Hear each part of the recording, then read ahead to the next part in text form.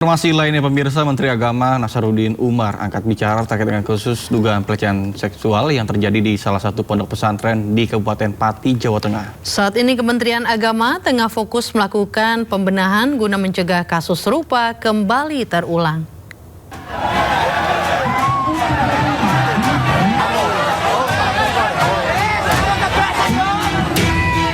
Kasus dugaan kekerasan yang terjadi di lingkungan Pondok Pesantren Dolokusumo di Kabupaten Pati, Jawa Tengah menjadi sorotan bagi Kementerian Agama.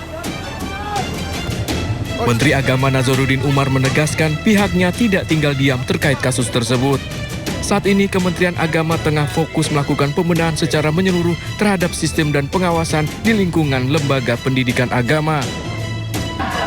Langkah tersebut diharapkan dapat memperketat standar operasional prosedur atau SOP, terutama dalam aspek perlindungan santri. Jangan dulu ke situ, Pak. Ini konsentrasi kita ke sini. Ya, sedang kita adakan pembenahan. Selain telah menghentikan pendaftaran murid baru serta dalam proses pencabutan izin operasional pesantren Dolokusumo, Menteri Agama juga mendesak aparat penegak hukum bisa memproses perbuatan pelaku sesuai dengan undang-undang yang berlaku. Dari Jakarta, Rani Sanjaya, iNews melaporkan.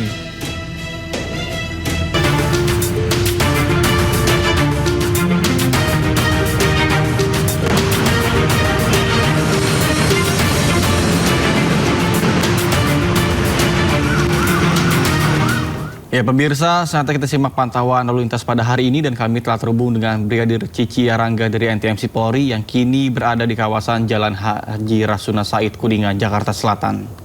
Baik, selamat pagi Brigadir Cici, bagaimana pantauan lalu lintas dari tempat Anda melaporkan? Silakan.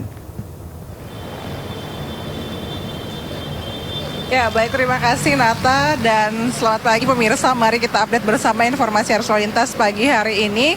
Dan perlu kami informasikan bagi pemirsa bahwa seperti kita ketahui bersama, pelaksanaan Car Free Day yang biasanya dilaksanakan di sepanjang Jalan Sudirman hingga Tamrin, pagi hari ini dilaksanakan di sepanjang Jalan Haji Raden Rasuna Said.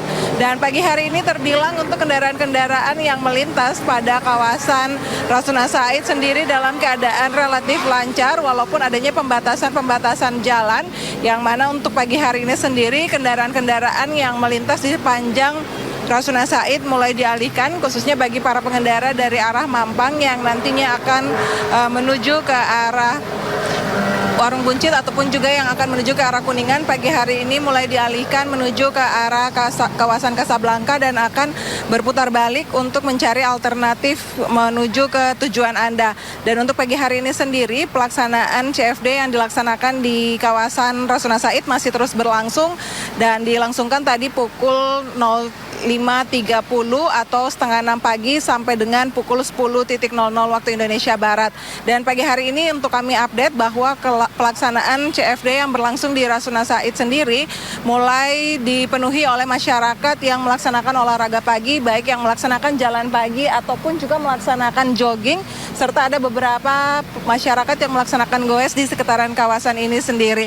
Dan untuk pagi hari ini sendiri, jika tadi adanya penutupan jalan dari arah Mampang sampai dengan arah Rasuna Said, maka pagi hari ini kendaraan-kendaraan yang berdatangan dari arah Kampung Melayu yang nantinya akan menuju ke arah Mampang sendiri tidak dianjurkan untuk menggunakan jalur arteri, tetapi tetap menggunakan jalur underpass.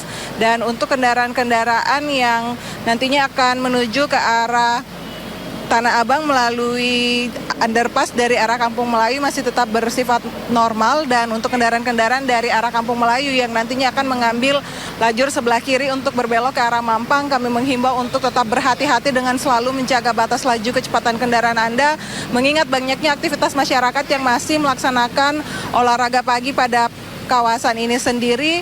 Dan juga untuk para pengendara yang bingung untuk melaksanakan perjalanan Anda yang telah melintasi kawasan Rasuna Said sendiri, dapat bertanya kepada rekan-rekan kami di Telantas Polda Metro Jaya yang masih standby bersama-sama dengan rekan-rekan Dinas Perhubungan di sekitaran kawasan ini sendiri. Dan untuk mengupdate kembali informasi-informasi terkait arus lalu lintas, pemirsa, Anda juga dapat menghubungi call center kami di 1500669 ataupun menghubungi WA center kami di 085871500669. Ayu dan Nata, demikian informasi arus lalu lintas pagi hari ini yang dapat kami update untuk menemani aktivitas masyarakat. Semoga bermanfaat dan silakan kembali ke Anda di studio. Ya, terima kasih Brigadir Cici Arangga atas laporannya dari Rasuna Said, Jakarta Selatan, dan selamat bertugas kembali. Salam presisi.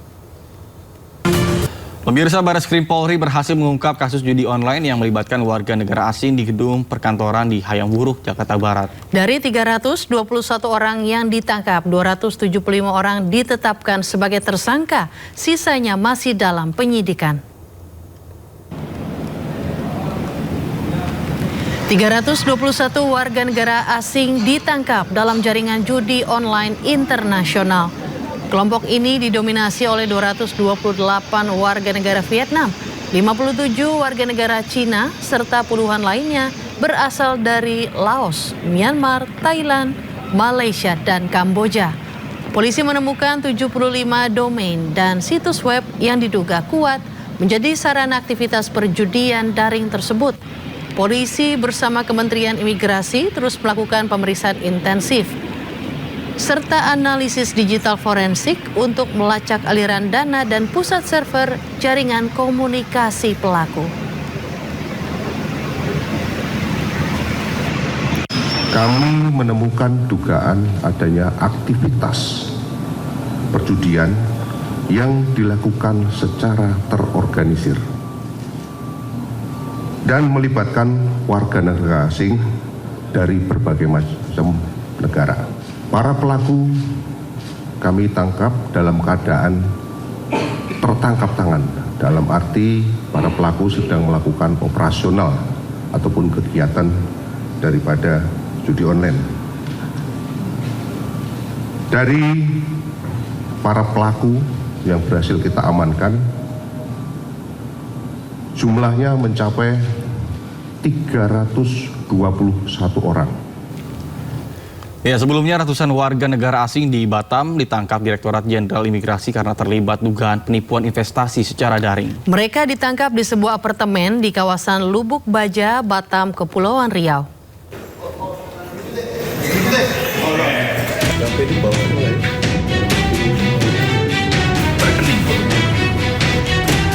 ...210 WNA dari Vietnam, Tiongkok, dan Myanmar digerebek petugas imigrasi Batam di sebuah apartemen. Dari hasil pemeriksaan, para WNA itu menjalankan aksi scamming dengan modus investasi fiktif sejak 1 bulan terakhir. Mereka masuk ke Batam menggunakan visa kunjungan dan mengurus izin tinggal atau KITAS sebagai investor. Untuk mengelabui petugas imigrasi, para WNA itu masuk ke Batam secara bertahap. Pihak imigrasi belum menemukan ada laporan WNI yang menjadi korban kejahatan scamming investasi fiktif tersebut. Para korban diketahui berasal dari Eropa dan Vietnam. Indikasi bahwa ratusan WNA tersebut menjalankan aktivitas penipuan investasi daring atau scam trading. Kemudian korban kebanyakan di wilayah Eropa dan Vietnam melalui skema perdagangan saham ataupun falas yang fiktif. Polisi menduga ada keterlibatan warga negara Indonesia terkait keberadaan ratusan warga negara asing tersebut di Batam. Dari Batam, Kepulauan Riau, Gusti Yenosa, iNews melaporkan.